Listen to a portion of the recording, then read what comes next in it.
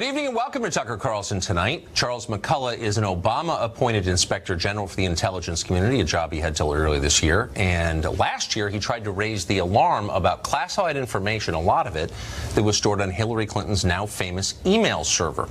Tonight, he will tell you more specifically about who threatened him for sending that alarm. But here's what he told our Catherine Herridge exclusively on this program last night. What should the American public know about those 22 top secret Clinton emails? I've heard people say this is overblown. I've heard people say this is much ado about nothing. Had the information been released, there would have been harm to national security. So putting lives at risk. Absolutely. Sources and methods, lives, operations. Favorite camera. Well, instead of being taken seriously, remarkably, McCullough says he was ignored, he was sabotaged, he was outright threatened for telling the truth about what he found. We want to know more about that, who threatened him and why. And to answer those questions, Charles McCullough joins us tonight on our set.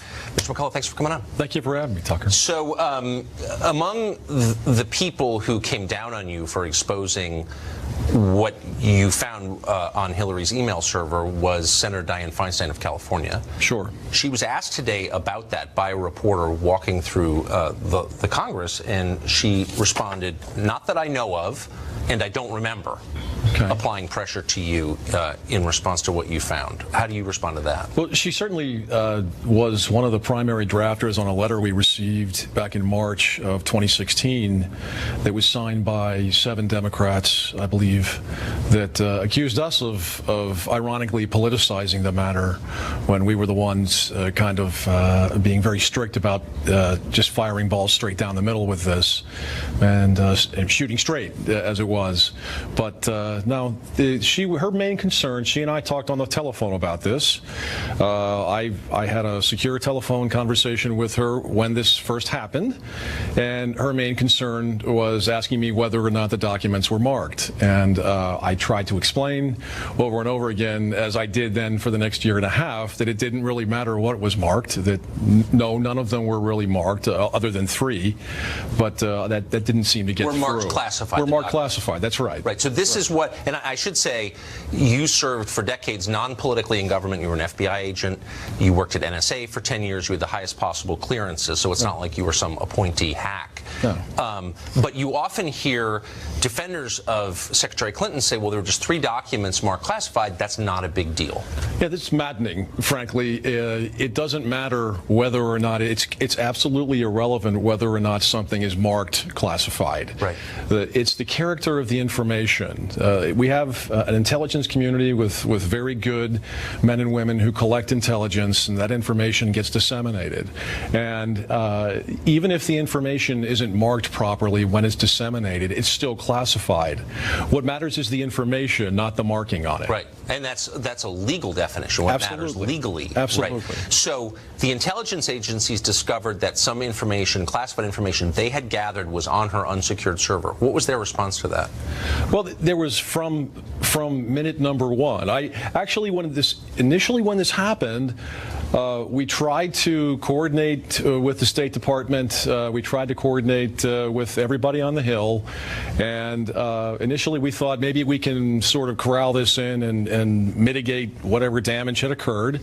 But literally from minute number 1, whether it was certain officials at the State Department or whether it was the Clinton campaign or whether it was certain folks on the Hill, it was nothing but contention and adversarial posture and fighting. It literally was this. You're making much ado about nothing.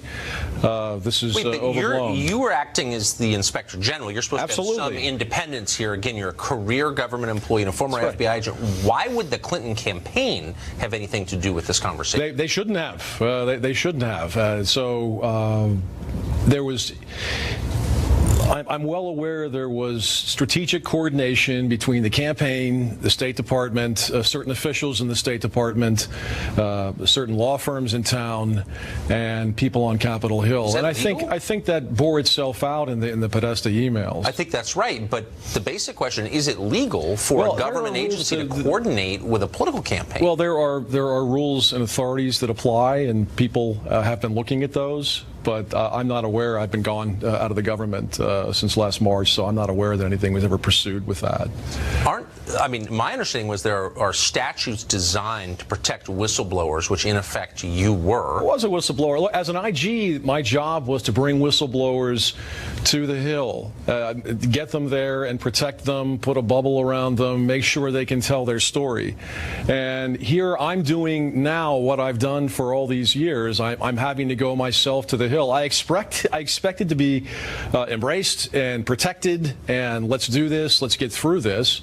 And I didn't get that. I recall a conversation I had with a staff director on the Hill on one account where he chided me for not considering the political consequences of what I was doing. And I said, I'm an inspector general. That's my job, is not to consider the political consequences. It was one of the staff directors for one of the committees on the Hill that we worked with a lot. I don't want to name his name right now. He's no longer there, as a matter of fact. But political considerations, by definition, should have no bearing on this, correct? Absolutely not for an IG. As an IG, you're not a D, you're not an R, you're an I. You're an IG. Right. Those are the letters that matter for you. And so, obviously, what they resorted to was, okay, this guy's just a pawn of the right. He's a shill of the right, and attack the messenger, and that's what happened. So just to sum up, to make sure I have this absolutely clear, you, in effect, heard complaints from the intelligence agencies that their information was residing on an unsecured server. They were upset about it. You bring these concerns to the Congress, and you're dismissed as a right-wing plant. Absolutely. That's a good point. I mean, so the agencies were quite unhappy about what was going on. They were not happy that their information was not protected the way it should have been.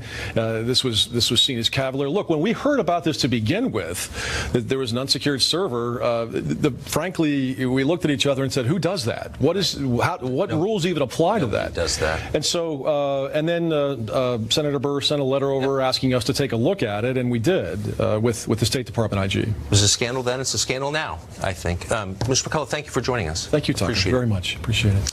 We're joined now by Fox senior political analyst Brit Hume. Brit, I don't know if you just heard that, but now that the passions of the campaign have cooled, it's over, and we can look at this in the clear light of post-election America. That seems like the campaign politicizing what should be a completely non-political process of assessing whether information is secure, and that seems like a scandal to me. It sounds for all the world, Tucker, as if this man was simply doing what it was his job to do, which is to bring this sort of information forward and indeed to take it to Congress. He did it for other whistleblowers, as he described, and he was doing it on his own in this case, expecting, as he, I guess, naively did, that he was going to get a friendly, warm reception with people eager to hear about this abuse, this gross mishandling of classified information, as he describes it. And you've got these political actors on the Hill trying to shut him down and telling him he should be concerned about the political implications. That is obviously howlingly improper. And, you know, it plays back into this question of, all right, Hillary Clinton is now gone. She's basically, although she's, you know, we're still hearing from her and she's writing books and giving interviews and saying things, it's pretty clear that she's not going to be the president and that her public life is largely over. But what about these other actors in the drama on Capitol Hill and elsewhere who were trying to basically suppress this? It seems to me that there's some accountability is required there, and that's probably where this story ought to go. Give us some perspective. It strikes me as inherently improper for a political campaign to be coordinating with government agencies about a matter related to national security like this. Is it? Well, I think it's common, but it's certainly a little different when you're dealing with classified information, which has a special standing in our system. This is very sensitive stuff. It has national security implications. And what this man was clearly doing was trying to bring to the attention of the authorities on the Hill something a case where classified information had been very badly mishandled, recklessly mishandled, one might say. And what he got was interference from a political campaign. That may have happened in the past, Tucker, but it's never become public, and I've never heard of it. So I think this is highly unusual. And the sense you have is that everybody said, look, you know, you got to be careful here. This is explosive stuff. It could affect the outcome of the election, which is precisely the calculus that you know is in the mind of James Comey when he's trying to figure out what to do with this investigation. And we now know that he wrote ahead of time, before his investigation was done, you know, a memo declining to charge her, outlining the reasons for not doing so. And then, of course, in the end, he didn't, although he came very close to outlining what could be a pretty solid case against her in the famous news conference that he held. Yes. So this is the kind of thing that happens when political calculus enters into these decisions. In the one case of Comey, it was a Justice Department decision about prosecution. You had a compromised Attorney General who had had the famous tarmac meeting with Bill Clinton and so on. And all adds up to a case, and now another case outlined here, of political interference with matters that ought not be political. It seems like exactly what you don't want from your government, and almost designed to shake our faith in it. Britt Hume, thank you for that perspective. Appreciate it. Brett Tucker. A refugee from Somalia kidnapped 2 women and raped them at knife point. Not only is he still here in this country, he's not in prison. We'll tell you why next.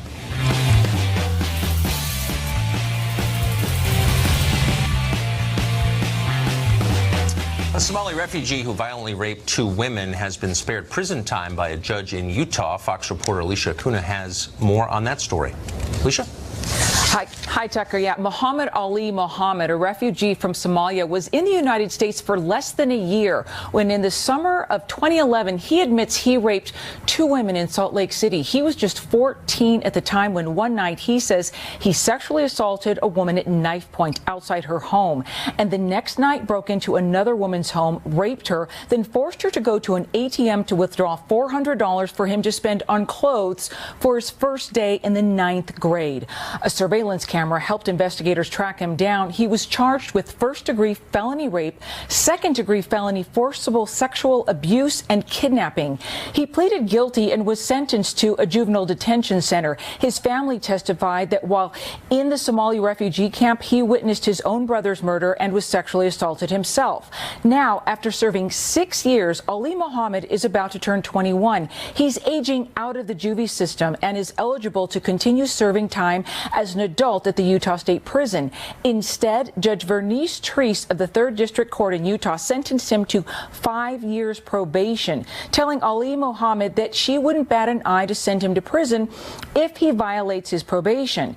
In court, Ali Muhammad told Judge Treese that, quote, "I was a monster. I didn't know what I was thinking. I was a very stupid kid." But Tucker, one of his victims, before the sentencing of probation, told the judge that she was terrified at the thought of this man being out on the streets again. Some of the volunteers who worked at the detention center, say they believe that this man has turned himself around, but the victims are very concerned. Tucker. Alicia, thank you. Well, in case you missed it over the weekend, there was a fascinating piece in Politico with the following counterintuitive title: "America is running out of Muslim clerics, and that's dangerous." According to the article, the administration's travel ban, the supposedly fascist one that affects just 6 out of dozens of majority Muslim countries, is causing a perilous shortage of Islamic clergy in this country. That is terrifying, explains Politico, because, quote, "with no imam to guide them, Muslims could soon turn elsewhere for direction with possibly radical consequences." It's kind of a weird thing to say when you think about it. We've been told for years that Islamic extremists are just a tiny minority within Islam. Foreign Muslims, our leaders have assured us again and again, are no more dangerous than native-born Americans. Probably less dangerous, actually, because native-born Americans are horrible, as they often point out. And yet, according to Politico, young Muslims may spontaneously become violent if they don't get the right kind of imams, even though their faith and culture have nothing to do with violence. Well, it's funny how you never hear the same reasoning applied to other faiths. There is, by the way, a shortage of Episcopal priests in this country. Have you noticed a wave of Episcopalianism terrorism? Has Chuck Schumer demanded we import more Buddhist monks just to make sure young Buddhists don't murder the rest of us? Probably not. Instead, they're telling us what they've always told us: it's completely safe to admit more Muslims into America, and bigoted even to question that assumption. And by the way, if you do question it, Muslim extremists might kill you. Well, pro-illegal immigrant activists are mounting a year-end offensive, pressuring Congress to grant amnesty to DACA recipients. It's been close to 3 months since the Trump administration announced it was ending DACA. That's the Obama-era program that grants work permits to hundreds of thousands of illegal immigrants. There's been talk of a deal, but so far one has not appeared. Ali Noorani is executive director of the National Immigration Forum, and he joins us tonight. Mr. Noorani, thanks for coming on. Hey, thanks for having me, Tucker. So I think there are two sides to this argument, for sure, actually. I think it's a complicated one. But I also wonder about the priority it's been given. So there are tens of thousands of people living on the street in America. The middle class is actually dying younger than it used to. We've got millions of Americans addicted to drugs. Why is the fate of DACA recipients number one on the congressional agenda? And both sides seem to think it is. I'm a little confused by that. Well, that's a really good question, Tucker. And you know what? The way I look at this is that historic presidents are the presidents that surprise you. And President Trump has this incredible opportunity to surprise us in that he can improve our national security, grow our economy, and fix a slice of the immigration system, and be the first president in decades to do so. Presidents Bush and Obama were completely unable to do so. So for President Trump to lean in on Democrats and force them to the table on border security measures, ensuring that DACA recipients are passing criminal background checks, but then also along the way continuing to grow our economy, because these are young people who are contributing to various parts of our economy, but then ultimately making sure that these young people are owning the American dream. And the best part about it, Tucker, is that by doing this, President Trump is meeting the needs of 79% of Republican voters and realigning the party for Latino voters overall. And I got to say, that's a pretty historic move. Yeah, well, he already actually surprised, I think, a lot of people already by winning the presidency, and he did so by running on a platform of building a wall along our southern border and deporting people here illegally. Why not just do that? It's what he promised to do. It's how he got elected president. I mean, you just said he should be acting according to his promises. Would you be excited for him to do that? Well, you remember on September 5th of this year, when he sunsetted the DACA program, President Trump said that he wanted a solution that said, quote, makes everybody happy. So let's make sure that we can make sure that those DACA recipients are able to be protected from deportation and continue to contribute to our economy. But wait a second. In terms of border security, that's your question, right?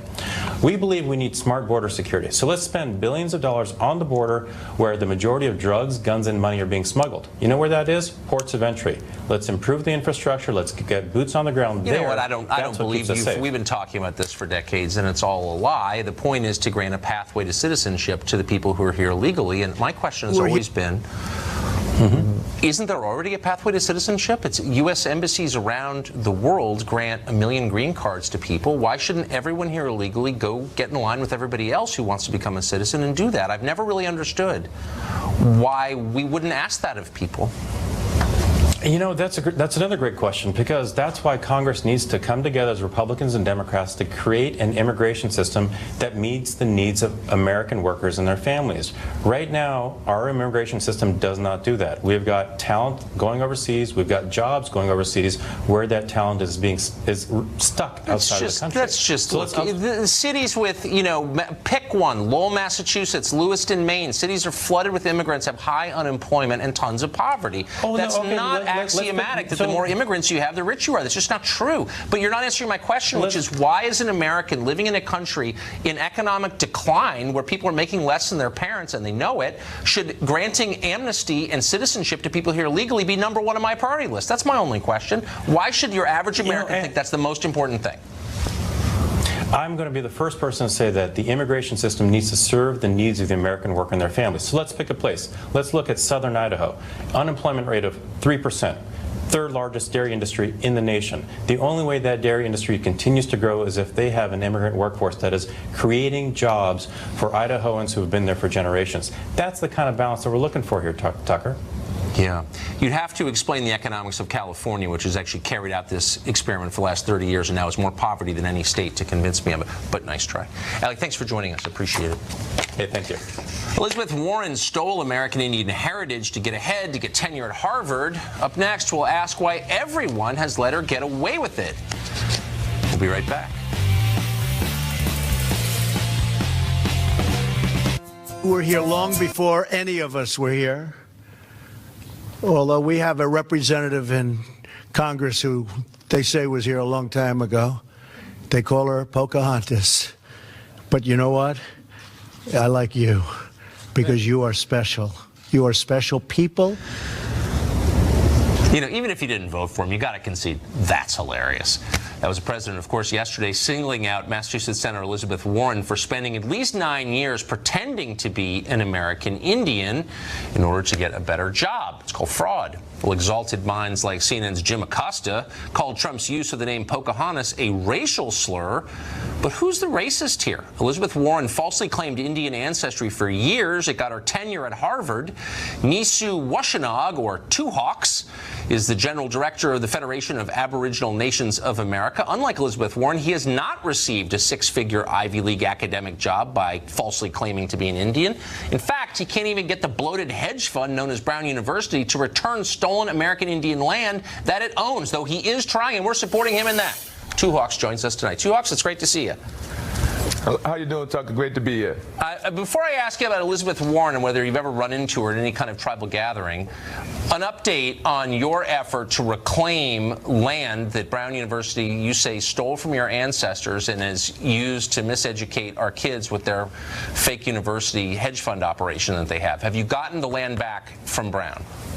Oh, well, they signed an agreement a couple weeks ago, and we're going through the process right now. Steps moving forward at our pace. We're the ones controlling it, so they're definitely moving forward in a positive manner. But no, they haven't given the land over yet. Did you take our advice and stage a protest on the quad? No, we didn't have to. I think that once they saw the last interview I did with you, the tenor of the conversation changed a bit. So we appreciate the support and awareness. Well, we're on your side. They claim to be sensitive, but are they really? You know the answer. So Elizabeth Warren, how does it make you feel? Here, she claims to be an American Indian and gets a six-figure job at an Ivy League school. You just want the land that your ancestors had back from Brown University. You don't get tenure. I mean, have you gotten a tenured position at Brown?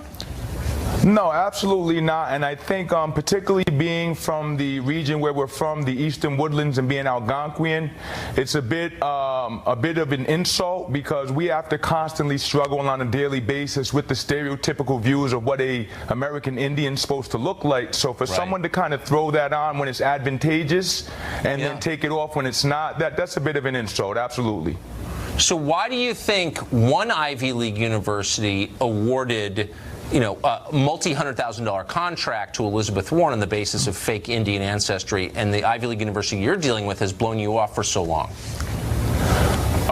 There's a lot of speculation to that. Perhaps it's the circles that she's moving in, people that she knows, the fact that she knows how to play the game. I couldn't quite speak directly to it, but I do think it is an issue and something that needs to be addressed. So I don't think she's ever clarified. She's never taken the $89 Ancestry.com test that could, settle this once and for all.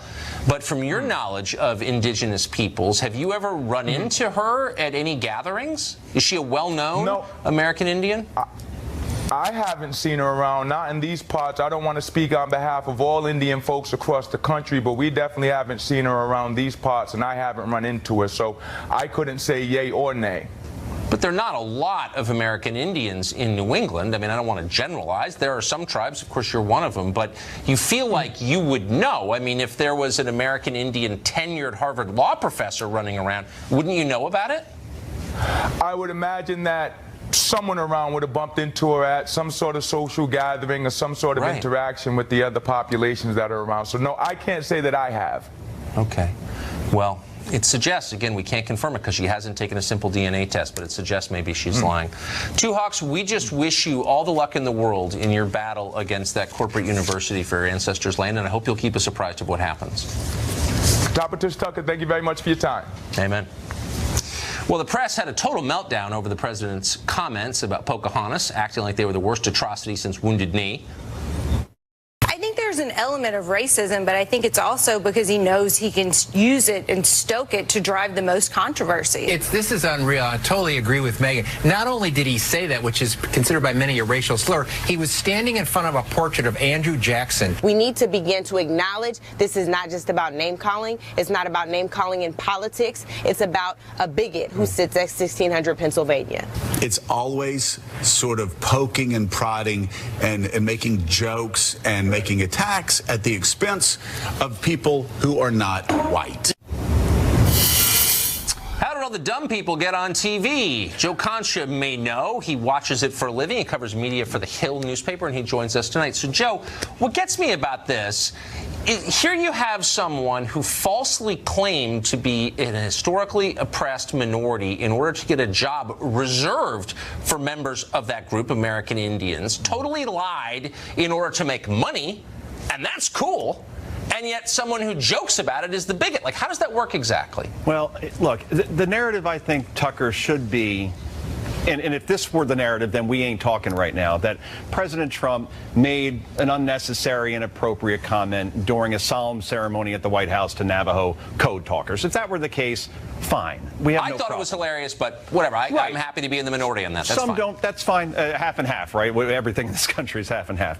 But then the media overplays its hand, like it does every time. Not all, but most. The prevailing narrative suddenly became that Senator Warren is an innocent victim of a racial attack by the President of the United States. And the reason why I know that became the prevalent narrative is because I looked at the questions during the White House press briefing yesterday.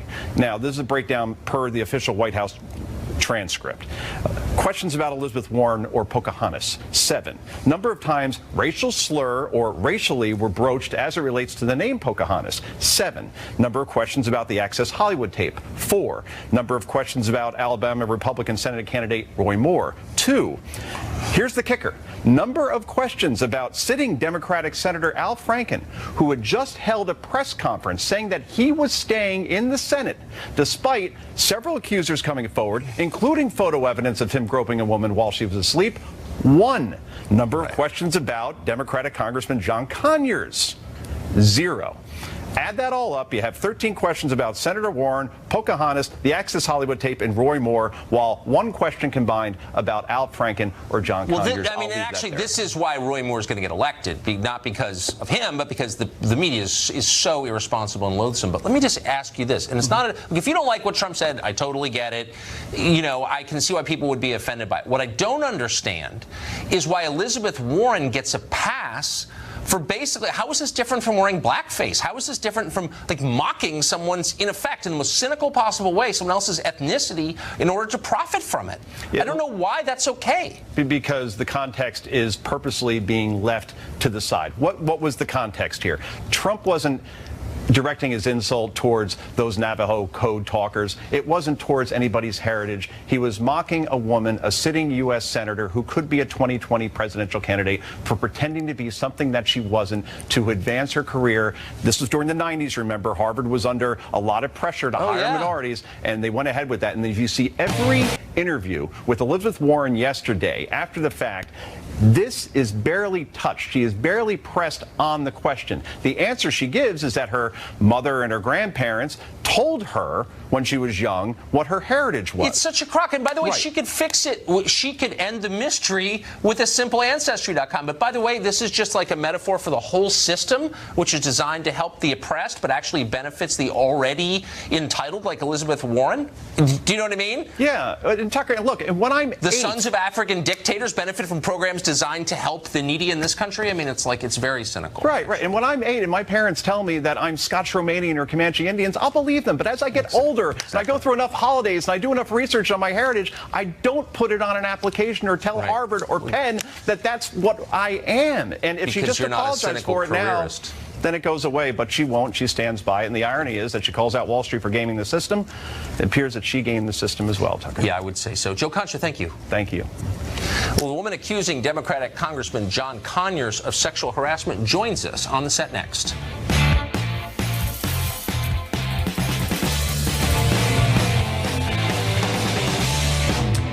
Melanie Sloan was the longtime executive director of the progressive watchdog group Citizens for Ethics and Responsibility in Washington, CREW.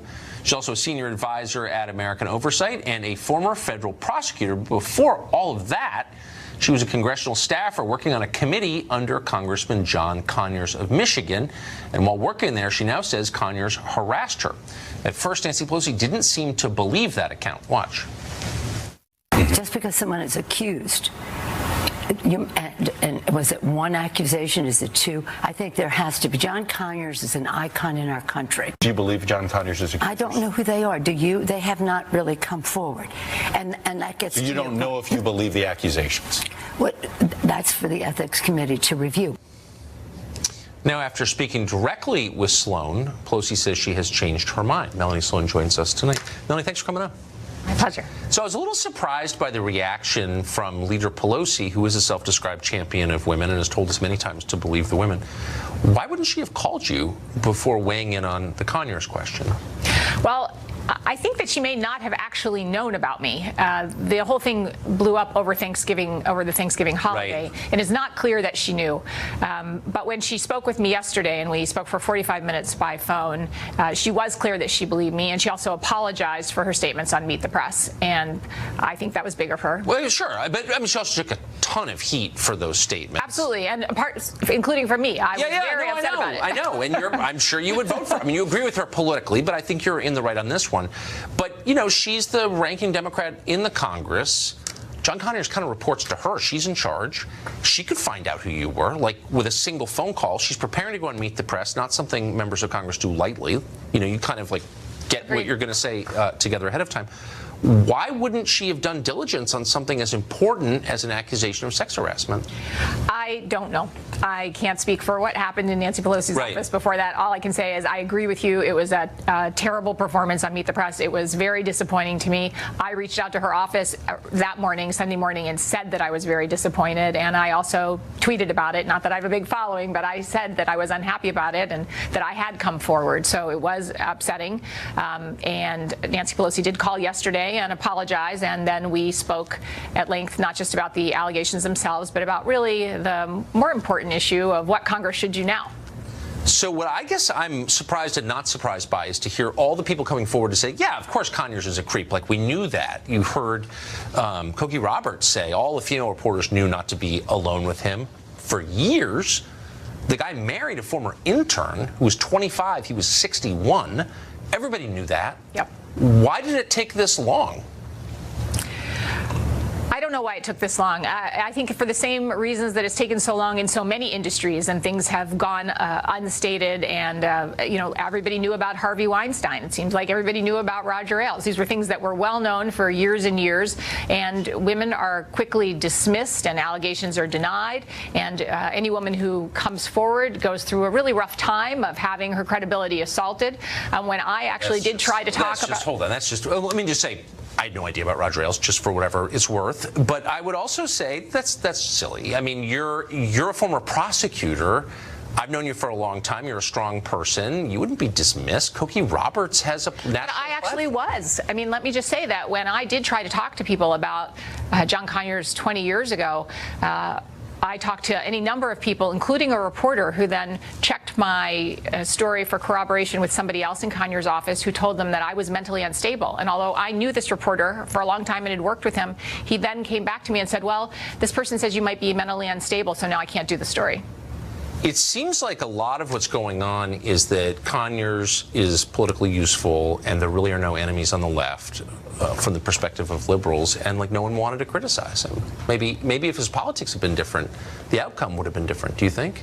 Well, it's certainly possible, but I think that people should be slow to throw stones on that account, because I think we're going to see this on both sides. Conyers may be the one we're talking about today, but in the coming weeks, I'm sure there will be others. It's not as if there aren't many members of Congress with these kind of problems. For sure. I actually agree with you. I mean, there are creepy people on all sides. That's for sure. But I just thought Pelosi's response was so telling. She said, he's an icon. Yeah. It seemed like a non sequitur to me. In other words, I like the way he voted, therefore shut up.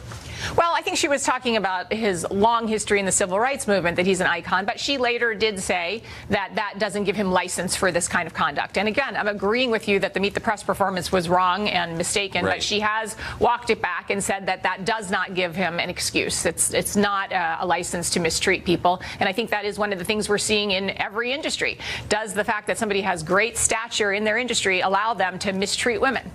Yeah, or mistreat staff. I mean, he was accused of making a staff campaign for his wife, who later went to jail on bribery charges, you know, babysit his kids, drive him around. Kids, yeah. You would have babysat the kids. So, like, I don't know, that's a form of harassment, too. No, that is. And actually, that was more what happened to me. I wasn't sexually harassed. I was abused by Congressman Conyers. He was horrible to me. And there was the one time where I walked in on him in his office in his underwear, but I wasn't propositioned. He didn't touch me inappropriately. Those things didn't happen to me. Underwear? Yeah. Bizarre. Melanie Song, thank you. Thank you. In his underwear. That's your Congress. A billionaire Democratic donor is spending $20 million on a push to impeach the president. Why is he doing that? We'll tell you next.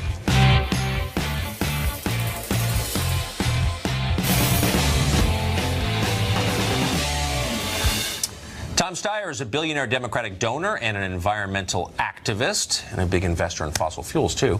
He spent millions trying to stop the Keystone Pipeline and elect Hillary Clinton, neither of which worked. But now he's got a new project. He says he's going to spend $20 million of his own dollars on a TV ad campaign calling for the president's impeachment.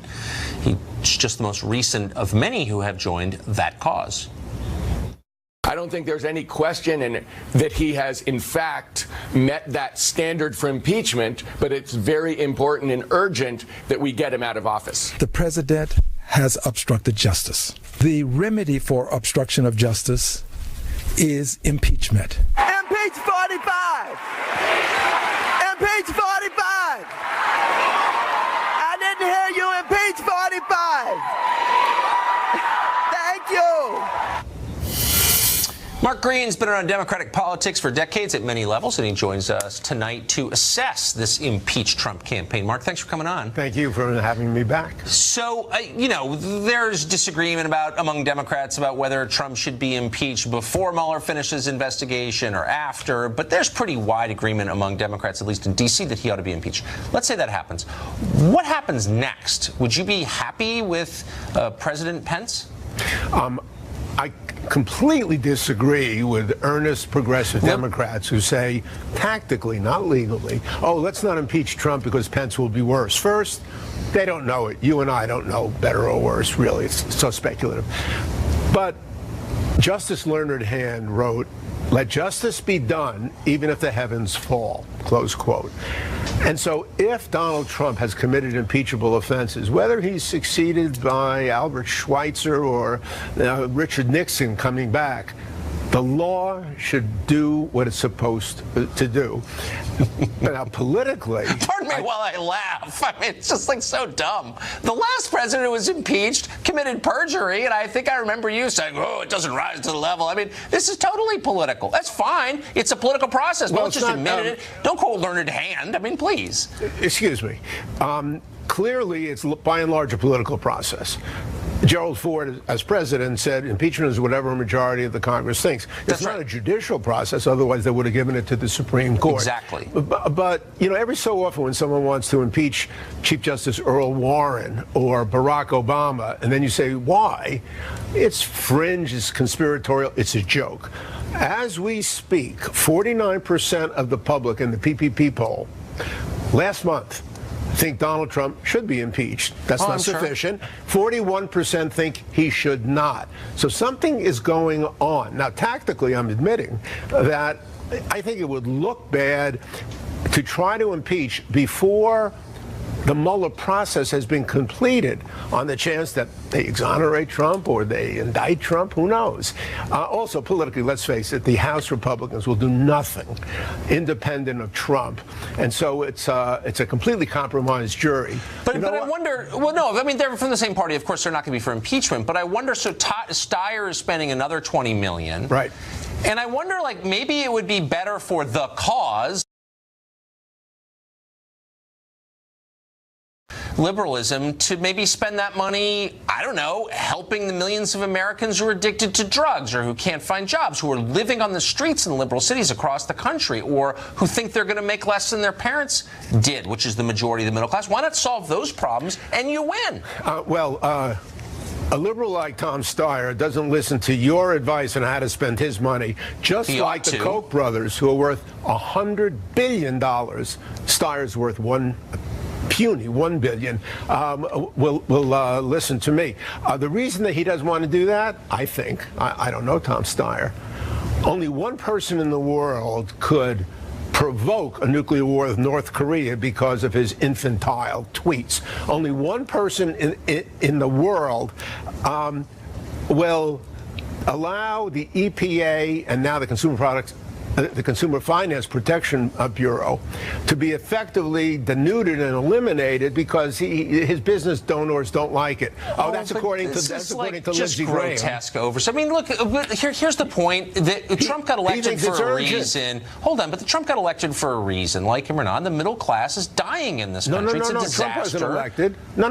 Trump wasn't elected. Oh, sorry. I'm sorry. Putin put him in there. Look, if you're going to be in that case, right? Okay. He lost the vote. So don't give me the people think this. The people opposed him, and the 1789 Electoral College had a different idea. Oh, right. All those dead white guys came back and made him president along with Vladimir Putin. Okay, Mark, good luck.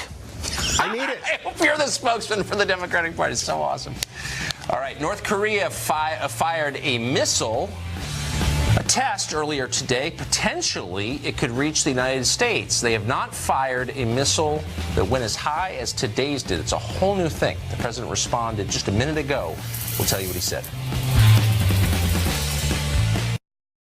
President Trump just responded to North Korea's new missile launch today and did it on Twitter. The president tweeted this, quote, "After North Korea's missile launch, it is more important than ever to fund our government and military. Democrats shouldn't hold troop funding hostage for amnesty and illegal immigration. I ran on stopping illegal immigration and won big. Now they can't threaten a shutdown to get their demands." End quote. Stay with Fox News for developments on that and every developing story. In the meantime, good night from Washington. Time for Sean Hannity.